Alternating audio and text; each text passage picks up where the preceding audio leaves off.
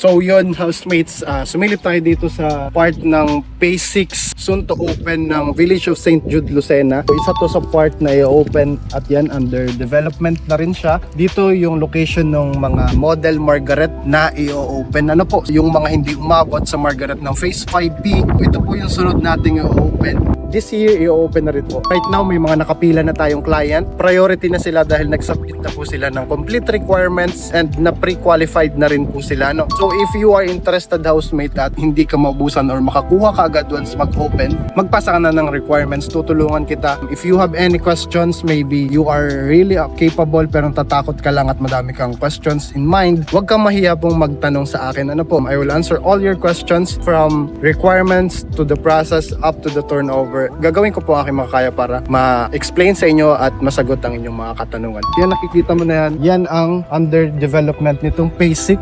This is the side part, pero yung part dito, may kalsada na siya wherein dun nakalagay or nakalocate yung mga Claire model and Amelia model natin. So may mga clients na rin tayo nakapila para sa Claire model and Amelia as well na mga nag-inquire na. Once they open, pipili na lang sila, iintayin na lang nila na maging open yung slot na gusto nila and they're ready to book their property. So hapon ngayon, hindi na masyadong mainit kaya nagpasyal tayo dito. Ito yung unahan ng, kung nakita nyo ito mga puno na ito, ito yung unahan ng Phase 5A.